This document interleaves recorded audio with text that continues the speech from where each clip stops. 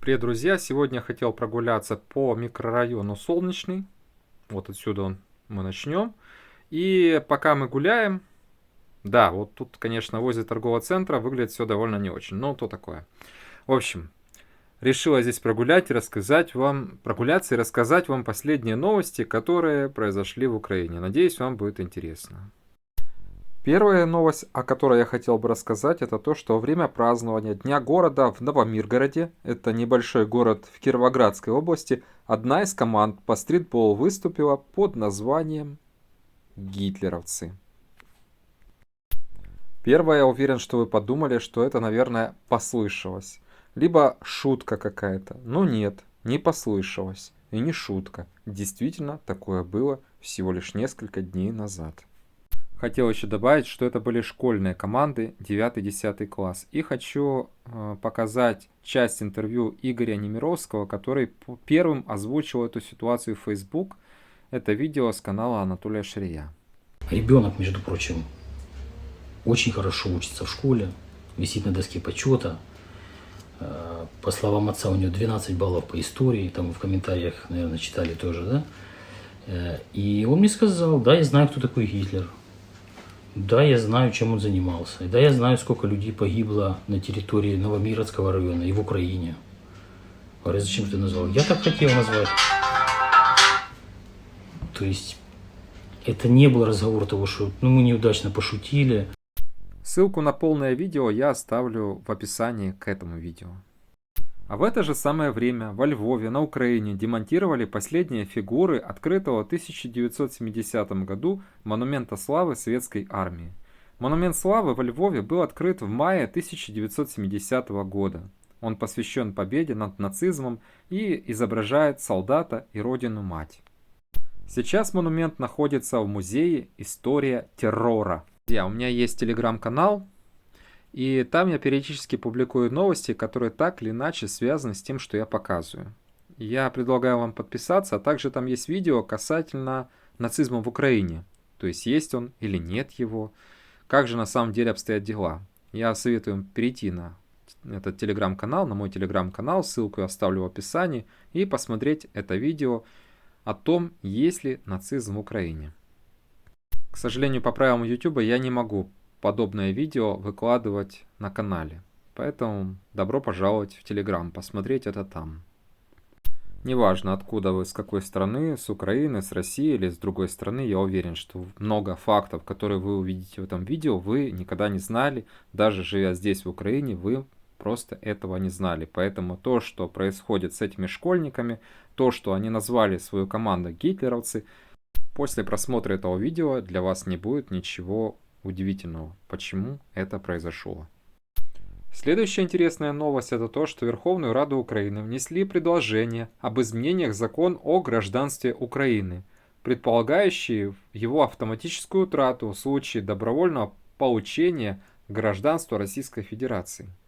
Авторами инициативы выступили депутаты Николай Княжицкий, фракция Европейская солидарность, Наталья Пипа, Голос, и Оксана Савчук, внефракционная. У меня возник вопрос, по каким критериям они будут определять добровольность получения российского гражданства, либо каким образом они будут определять насильственное получение российского гражданства.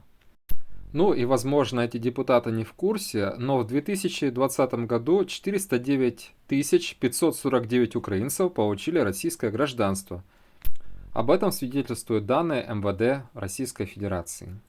На этом фоне мне очень интересно, если всех лишат украинского гражданства, то как много здесь останется трудоспособного населения?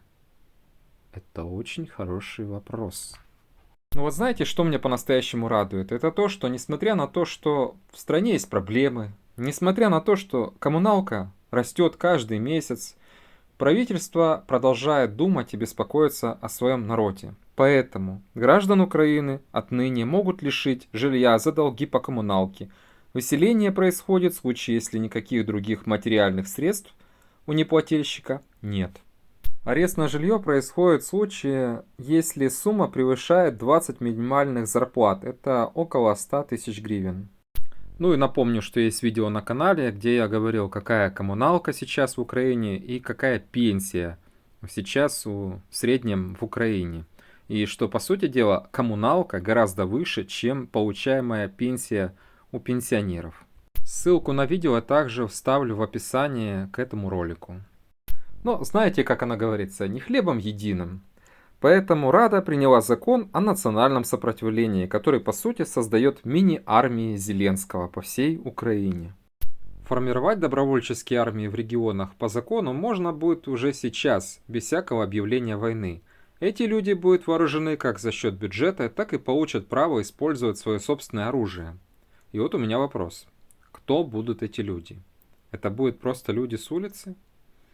Будут ли эти люди проходить психологическую проверку? То есть, может, это вообще маньяки какие-то, маньяки.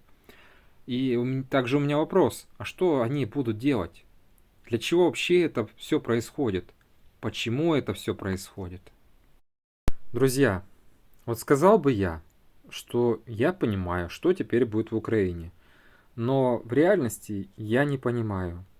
И вообще, разве можно понять логику того, кто, на мой взгляд, просто сошел с ума? Я о Володимире Зеленском. Під час відвідин дитячої лікарні у Києві, відповідаючи на питання журналістів, чому корпус лікарні не був відкритий раніше, президент сказав дуже дивну фразу. До Дня Незалежності ми повинні зробити новий літак і показати всім, які ми сильні. Літаки летять, будемо всіх бомбити. Літаки летять, будемо всіх бомбити. Если кто-то не понял по-украински, то он присутствовал на открытии корпуса детской больницы в Киеве, и его спросили, почему корпус не был открыт ранее. На что он ответил свою вот эту вот коронную фразу. Літаки летять, будемо всіх бомбити. Вообще Владимир Александрович Зеленский не уточнил, кого же он собирается бомбить. Может быть, Россию бомбить? Но вообще, конечно, у нас постоянно любят говорить о том, что мы воюем с Россией. Но вы знаете, скоро ж должны закончить прокладывать Северный поток-2. И тут неожиданно открылась интересная новость, что оказывается Россия-то нам нужна, потому что мы продаем российский газ в Европу. И как же так, этот гребаный агрессор, ну так называют у нас Россию, отказывается через нас, таких хороших, продавать газ Европу. В этой ужасной ситуации Владимир Зеленский не придумал ничего лучше, поехал в Германию за тем, чтобы попросить денег, так как если Германия собирается покупать газ напрямую у России, а не через нас, и Россия перестанет нам платить деньги, то дайте нам денег, дайте нам компенсацию. Это же просто несправедливо. Вы должны нам компенсировать. И я бы сказал, что я сейчас шучу, но нет, он действительно ездил в Германию и говорил с Меркель о компенсации за Северный поток-2.